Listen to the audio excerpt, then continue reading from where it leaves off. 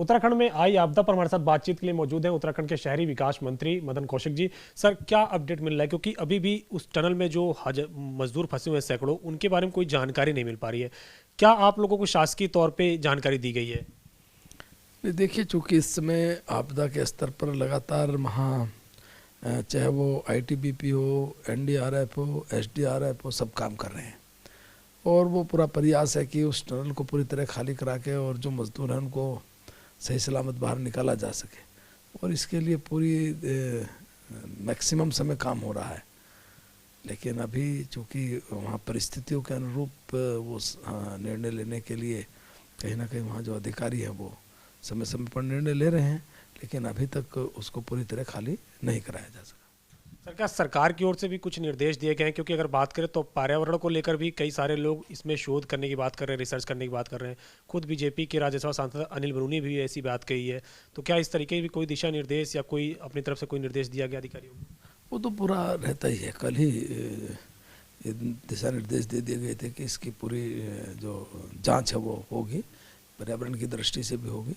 क्योंकि ये जो घटना घटी है ये किस रूप में घटी है, एक नेचुरल फिनोमिना है या अन्य प्रकार से क्या है, तो वो तो जांच तो होती है। अभी वाडिया इंस्टीट्यूट ने, इसरो ने अलग अलग जांच की है और वाडिया की जांच भी कुछ प्रारंभिक तौर पर सामने आई है, इसरो की भी आई है।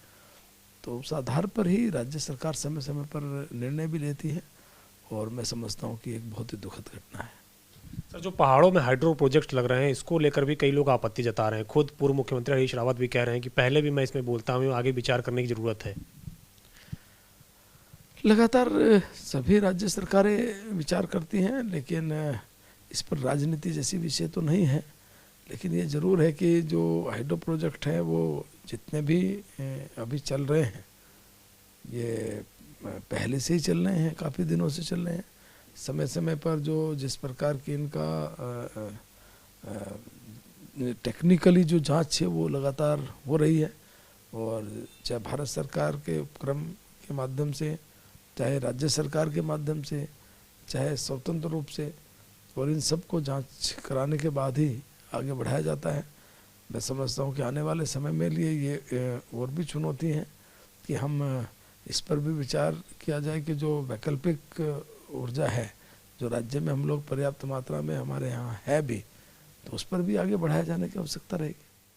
सर, चूंकि आप कुंभ को भी देख रहे हैं और कुंभ को तैयारियों को लेकर कई सारे साधु संतों ने नाराजगी भी जताई है, उनकी नाराजगी कैसे दूर करेंगे? क्योंकि तैयारियां कहीं ना कहीं अभी भी अधूरी दिख रही है। नहीं, तैयारी पूरी है।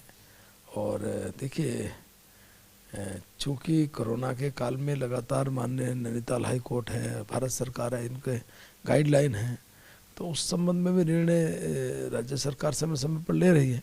अभी पिछले दिनों कैबिनेट में इस सारे विषय पर कि हमें एसओपी में क्या बदलाव करने हैं या कुंभ के नोटिफिकेशन कब करना है, ये सब चीज़ें आई चर्चा में, और इसमें माननीय मुख्यमंत्री जी को अधिकृत किया है कि आप सबसे बातचीत करके, अखाड़ा परिषद से बातचीत करें, भारत सरकार से बातचीत करें और तब आप निर्णय ले लें।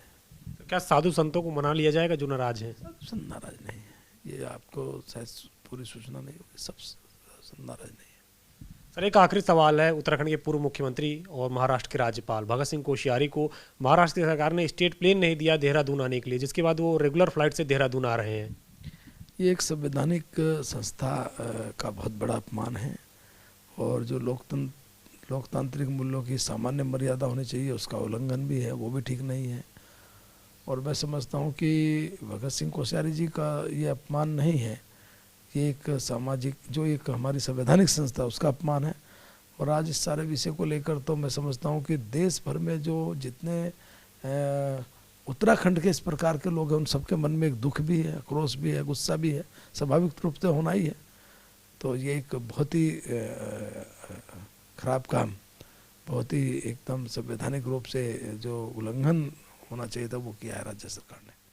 शुक्रिया हमसे बातचीत करने के लिए। तो ये थे शहरी आवास विकास मंत्री मदन कौशिक, जिनका कहना था कि जो तमाम सारे कार्य हैं कुंभ के, उसको लेकर भी तैयारियां चल रही हैं, और इसके अलावा अगर बात करें तो आपदा को लेकर भी तमाम सारे निर्देश अधिकारियों को वहां पे दे दिए गए हैं। कमिश्नर वीरपाल के साथ अविनाश तिवारी, एबीपी गंगा, दिल्ली।